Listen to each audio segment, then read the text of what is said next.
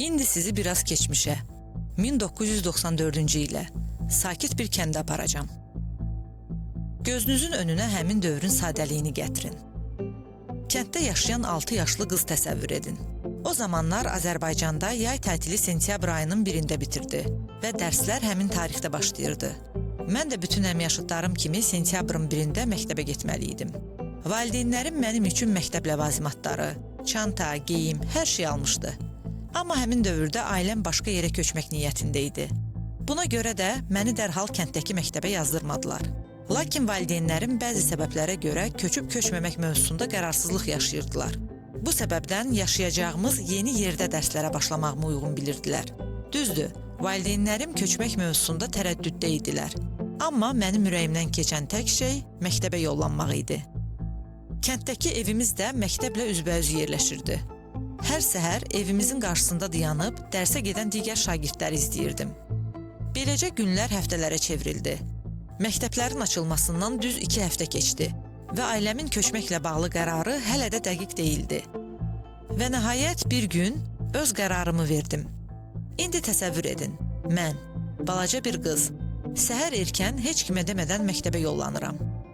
Düşünün, belə bir cəsarət o yaşdakı uşağa hardan gələ bilərdi? Həmin günü ən kiçik xırdalığına qədər xatırlayıram. Sentyabr ayının 15-də səhər tezdən oyandım, heç kimə demədən təzə paltarlarımı geyindim, məktəb çantamı götürdüm və bütün cəsarətimi toplayıb günlərdir xəyalını qurduğum məktəbə doğru yollandım. İlk rast gəldiyim sinif otağına girdim və təsadüfən bu elə mənim sinifim idi. Müəllim məni əlbəttə ki təəccüblə qarşıladı. Sinif otağı artıq tərtib edilmişdi. Burada hər kəs 15 gün öncədən öz yerini tutmuşdu. Müəllimim mənim üçün ən arxa sırada yer tapdı və burada artıq 2 həftə öncədən əyləşən və bir-birini yaxşı tanıyan 2 sinif yoldaşımın yanına əyləşdirdi.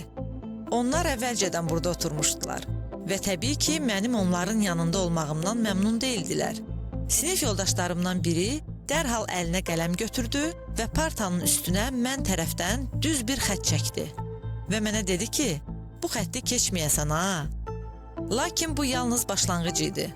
Sonra öz uşaq marağım və ağlımla sinifdə baş verənləri izləməyə başladım. Bu zaman qızıl dəyərində bir şey kəşf etdim. Müəllim dərsə yaxşı hazırlaşan, dəftərini səliqəli yazan uşaqları tərifləyirdi. Və necə olmuşdusa, təqdir olunan sinif yoldaşlarımın hamısı da ön sıralarda əyləşmişdilər. Mən də düşündüm ki, nə olursa olsun, ön sırada yer almalıyam.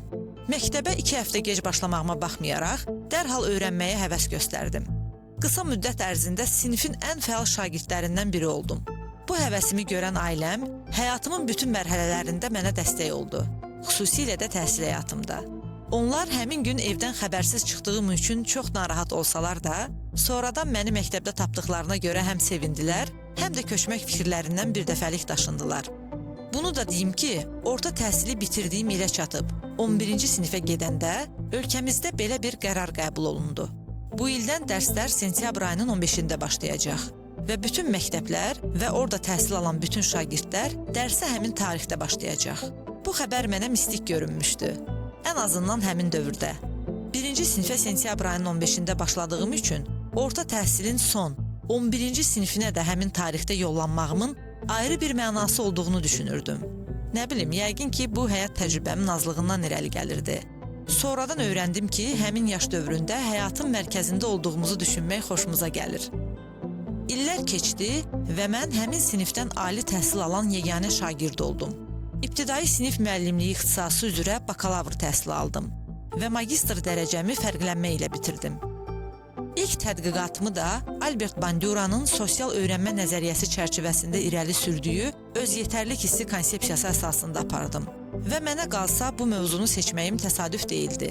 Onu deyim ki, bu nəzəriyyə insanların ətrafdakı modelləri müşahidə edərək öyrəndiyini deyir. Və beləcə başa düşdüm ki, müəllimimin səliqəli dəftərləri olan və dərsə yaxşı hazırlaşan şagirdləri təqdir etməsi mənim davranışlarımı formalaşdıran bir model olub. Bu müşahidə nəticəsində eyni davranışı tətbiq edərək o kiçik sinifdə ön sıraya keçmişdim. Bugün isə vətənimin ilk uşaq televiziyasında layihələr departamentinin rəhbəri kimi çalışıram.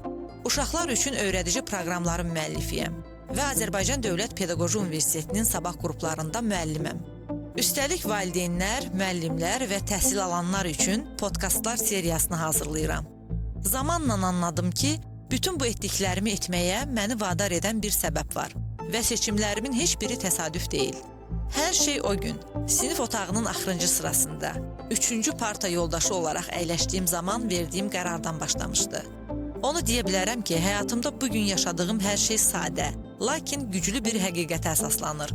Biz müşahidə etdiyimiz nümunələrdən öyrənirik. Müşahidələrim və oxuduqlarım həm də mənə hər gün onu sübut edir ki, təhsil əslində bizim üçün ikinci şansdır. Əgər doğulduğumuz andan bəri bizi dəstəkləyən mühit və ya maddi-mənəvi baza yoxdursa, daha yaxşı həyat üçün bu şansı bizə təhsil verə bilər.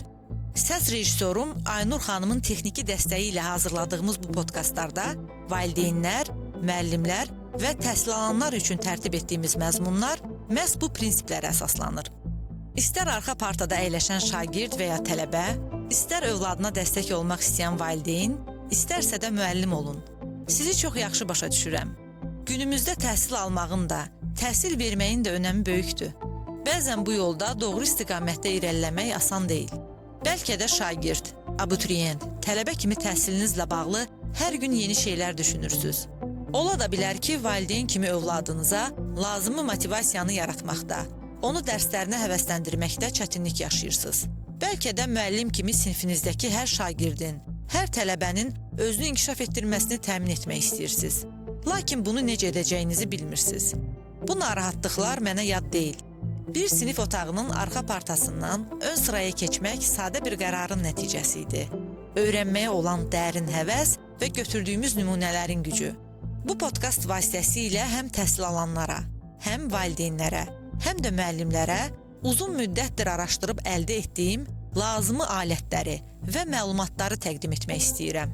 Dərin bir inanca sahibəm ki, biz birlikdə təhsilin və göstərdiyimiz nümunələrin gücü ilə həm özümüzün, həm də uşaqlarımızın gələcəyinə dəyər qata bilərik.